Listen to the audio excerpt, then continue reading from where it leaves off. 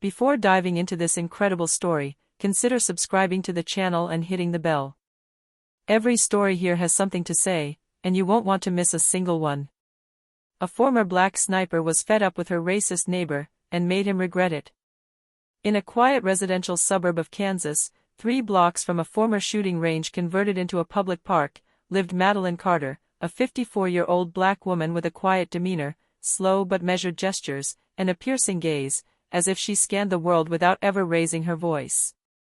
The neighborhood, uniform and quiet, seemed frozen in the American dream: neatly trimmed hedges, flags fluttering on porches, children playing ball on Sunday afternoons. No one would have guessed that one of the residents had spent half her life in war zones. Those who passed her jogging early in the morning with her old Labrador, Charlie, imagined her to be a widow, or perhaps a former literature teacher, a solitary woman marked by grief or nostalgia. She greeted politely, responded with a soft voice, then disappeared behind her white wooden fence, where she cultivated her peonies and her memories. But Madeline Carter was much more than that. She had been one of the best members of the U.S. Army's Special Forces, a sniper in a rare elite unit trained at Fort Benning, decorated with 2 Bronze Stars and a Medal of Valor for single-handedly covering the withdrawal of a squad trapped in an Iraqi canyon. Her shots, from more than 1,200 meters, had saved lives. She never spoke of it. She had served in Kandahar, Fallujah, Ramadi. She had waited for hours motionless in the heat, counted her heartbeat to steady her aim, adjusted her breath to the speed of the wind. She had seen comrades fall, seen children die, seen the enemy in the eyes through her scope, and she had fired. Always right. Always coldly. But what Madeline had never been able to erase wasn't the sound of gunfire. It was the silence that followed, that moment suspended between life and death, when the world seems frozen after a detonation, and only the acute awareness of what one has just done remains. She had seen the faces of too many targets become ghosts in her nights. But after 20 years of service, Madeline Carter had retired to this modest house, inherited from her aunt, with the hope of finally leading a simple life there, calm and free from military vigilance. She wanted to hear the rustle of leaves rather than radio frequencies. She wanted to smell the scent of freshly turned earth, not gunpowder and kerosene.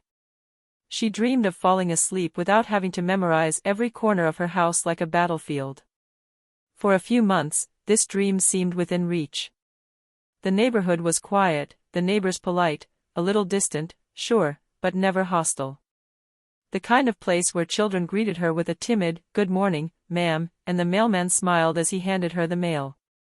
Madeline mowed her own lawn, walked Charlie every morning, and was slowly learning to put down her inner military backpack, the one filled with reflexes, alerts, and invisible scars. But the peace did not last a year. The day Doug Whitmore moved into the house next door, a quiet chill ran through the neighborhood, and Madeline felt it immediately. A former trucker, divorced, with no children, Doug had the kind of rough, aggressive energy that enters a place like a dusty wind, loud, intrusive, impossible to ignore. He showed up with his noisy Ford F-350 pickup, a trailer full of hunting weapons, a collection of anti-government bumper stickers, and a huge cooler full of cheap beer. In 2 days, he had transformed his house into a walking manifesto. A "Don't tread on me" flag flew proudly on his porch. A "Second Amendment or War" sticker adorned his mailbox. Anti-immigration signs decorated his fence. And when evening came, we could hear him, drunk, yelling at the television or call his former colleagues to complain about liberals and system parasites. The neighbors remained polite, but avoided his gaze. Madeline, however, did not react. She'd seen much worse than this guy. She'd even eliminated some, in far more extreme circumstances. But Doug sensed something in her he couldn't quite grasp. A quiet strength that disturbed him. So he tried to shake him. One afternoon, while Madeline was watering her rose bushes, barefoot on the grass, straw hat screwed on her head, Doug appeared, beer in hand, belly out, and said in a falsely jovial but clearly hostile tone, "You don't look like you're from around here, do you?" Her eyes sparkled with provocation. He wanted to see her react. He wanted to measure his place, test his limits. Madeline looked at him without a word. She stood there, her garden hose still in her hand. The silence between them grew heavy. Charlie, the old Labrador, growled lowly as he stood up on the porch. And in that brief moment, Doug thought he saw a strange sparkle in his neighbor's eyes. A cold glint. But she said nothing. She looked away, put her shovel back in the ground, and continued watering her flowers. For Doug, this silence was not an end. It was a challenge. And he intended to answer it. Unfortunately for him, he had just started a war he didn't understand. The next day, she found a still-warm cigarette butt, carelessly crushed on the edge of her hydrangeas. The filter had burned a petal, leaving a black mark on the delicate pink. Madeline said nothing. She pulled out a leather glove, picked it up, and tossed it into a small metal box she kept under her workbench. She already knew whose hand it was. The next day, his trash bags were ripped open and spread across his fence like a silent message. The trash soiled his flowers, and a pungent odor hung in the warm morning air. A neighbor looked away as he walked by. No one wanted to interfere with what Doug was doing. He was scary. Then came the false complaint. A letter, signed anonymously but full of absurd accusations, was sent to the neighborhood union. The resident of 118 seems to be hiding something. Suspicious comings and goings, strange behavior, potentially dangerous dog. Maybe she's filming the children? Madeline read the document silently, a barely perceptible smirk on her lips. She'd seen this kind of harassment before, targeted, underhanded, vicious. Doug wanted to provoke her. He wanted a reaction. But he didn't understand who he was dealing with. What Doug didn't know was that Madeline Carter wasn't a woman to be messed around with. She had already survived ambushes, internal betrayals, impossible decisions made under fire. She was no longer on the field, certainly. But her reflexes were still there. Sharp. Silent. Relentless. And most of all, his patience had been honed to a blade. She did not respond to hatred with hatred. She observed. Like in the plains of Iraq or the mountains of Afghanistan, when you have to lie still for 10 hours, listening to the wind and the silence. When every detail counts, and the slightest movement can herald death. She applied the same method to her new neighbor. She started a notebook. Black. Untitled. Each page was another cartridge. She noted Doug's schedule with military rigor. When he left for work, rarely before 10 a.m. When he came back, often with the smell of alcohol. At what times did he take his rifle out into his yard, pretending to clean him up as he staggered around speaking alone? She made a mental map of the surveillance cameras he had installed on his facade. One pointed toward the street, the other, subtly, toward his own garden. She noted the brand of beer he drank, a cheap green and yellow can, which he stacked on his front steps like trophies. But what she tracked with clinical precision was his risky behavior. She noted everything down, methodically. Doug regularly drove in good condition drunk. She recorded videos with her phone, engine running, glass in hand, shouts of insults thrown through the open window. He stored unsecured weapons in his garage. She saw him one evening, drunk, showing off a semi-automatic rifle to an equally drunk friend, putting it down against a wall without any security. The weapon remained there, in sight, for hours. He filmed black passers-by in the neighborhood. Madeline saw him several times, half hidden behind his curtains, phone in hand, muttering insults. Look at that, another one hanging around. What are they doing here? He recorded the children playing on the sidewalk. He whispered words she knew well, words which, in other countries, had justified civil wars. Doug wasn't just a racist. He was a threat. And Madeline, she never took a threat lightly. In her garage, among her gardening tools, she discreetly installed a small observation station. No weapons. No violence. Just facts. Evidence. And the calm of a strategist. That evening, the moon bathed the neighborhood in a pale light. The wind rustled the maple leaves, and the silence could have been peaceful, if Doug Whitmore hadn't once again decided to break it. From his second-floor window, Doug's thick voice cut through the night. "Go play soldier somewhere else, you're scaring the children." The tone was mocking, but there was a bitter note in the sentence, a contempt that sought to hurt, to humiliate. The kind of words that, for others, might have triggered a scream, a slap, or a call to the police. But Madeline Carter was not like the others. She stood motionless on her front steps for a few seconds, her hands still on the doorknob. She wasn't angry. She was lucid. Focused. It wasn't the first insult. It wouldn't be the last. But that night, something changed. She entered calmly. Undid the laces of his boots. Put the water to boil in his old cast-iron kettle. Then, in a gesture as natural as a military routine, she switched to operational mode. His garage, until then a simple shelter for tools, became in a few hours a clandestine observation center, worthy of a special mission. Nothing illegal. Nothing visible from the outside. But each element had a precise purpose, a mastered angle, a technical justification. An infrared camera, discreetly installed behind a ventilation grill facing the Isle of Doug. Invisible by day. Formidable by night. It allowed Madeline to monitor movements, packages suspects, the weapons handling that Doug carried out often in the shadows. A directional microphone, mounted on a tripod light, pointed towards the window from which Doug was belching his insults. Set to ignore ambient sounds and pick up only the precise frequencies of his voice. Every insult, every threat, every racist whisper was now archived. An ultra-secure laptop, protected by double biometric authentication, placed on a established. In files named with the sobriety of an agent intelligence, she classified each piece of evidence. File 01, verbal aggressive behavior. File 02, handling firearms.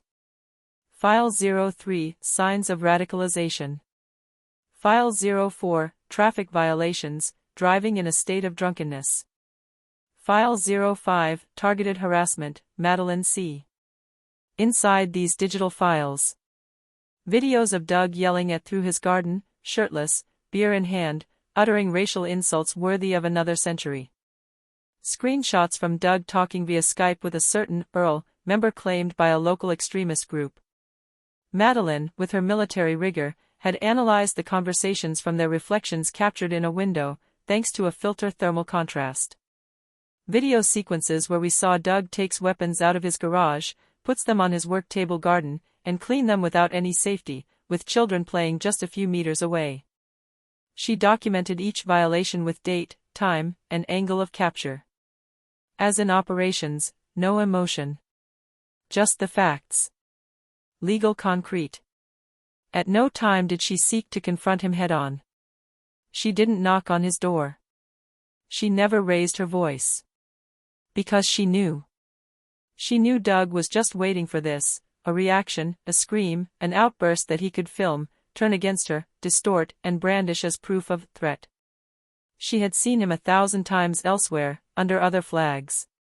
So she was constructing the only shot that never misses, that of documented truth. In his garage, Charlie, his old Labrador, slept peacefully on a blanket, as if he felt that his mistress was, once again, protecting a territory. But this time it wasn't Afghanistan. It was not a war zone. It was his home. His street. His country.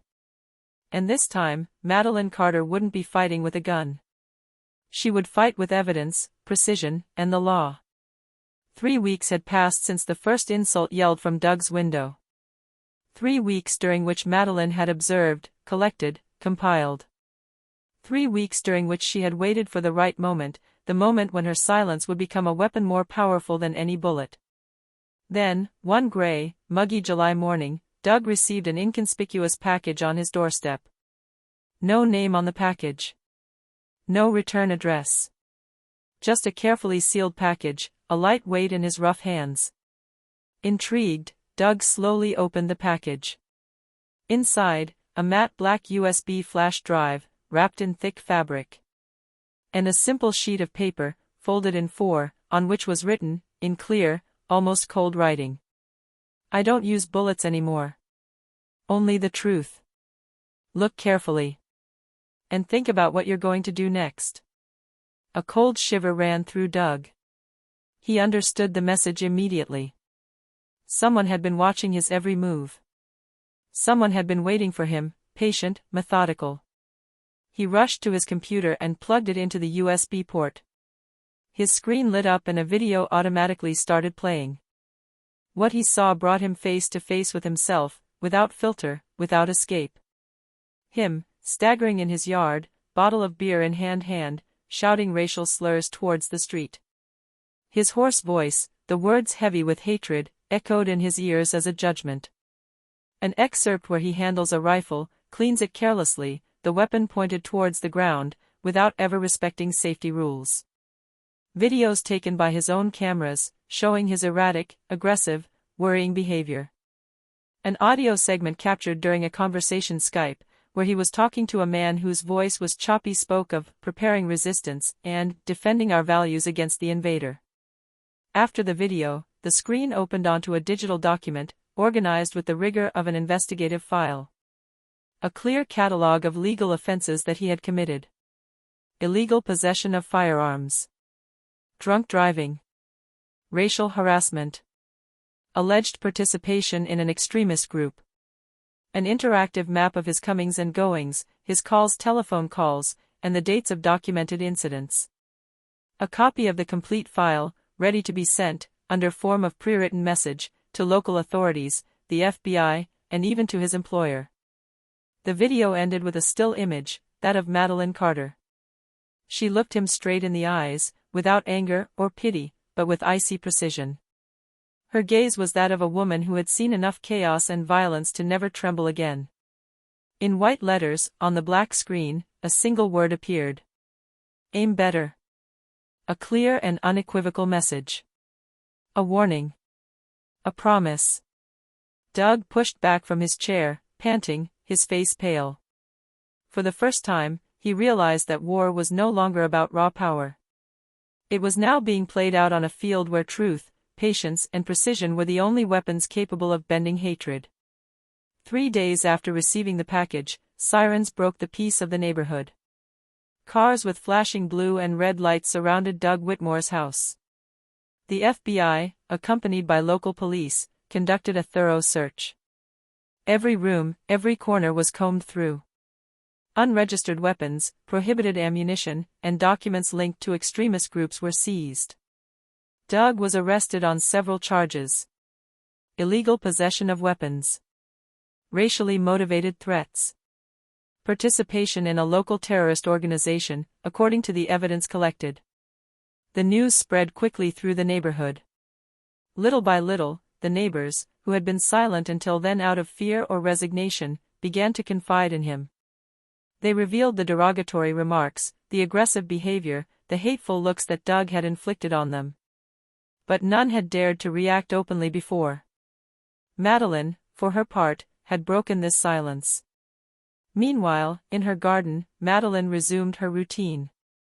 She watered her peonies, roses, and hydrangeas with the same gentleness as on the first day. His garden thrived, vibrant with life, like a silent metaphor for peace found. Charlie, her old Labrador, slower now, stretched peacefully at her feet, his eyes full of trust. Madeline had turned a hostile fight into a subtle, almost invisible victory. She hadn't fired a single bullet. She had used truth, law, patience. A few months later, an unexpected invitation arrived. A prestigious law school in Washington, D.C., invited him to speak to an audience of students, lawyers, civil rights activists, and even former military personnel. The theme: how to neutralize a danger without firing a bullet, strategy, proof, and patience. On stage, in front of an attentive audience, Madeline, dressed soberly but with natural elegance, spoke. I learned to aim for the heart. Not with a weapon, but with the force of justice. Then I learned to aim at the system, to pierce it with solid, irrefutable evidence. Today, I no longer shoot to kill, I aim to make a difference. His speech was greeted with respectful applause. She knew that her fight was now bigger than a simple neighborhood quarrel. It was a powerful message. Peace and justice can triumph without violence.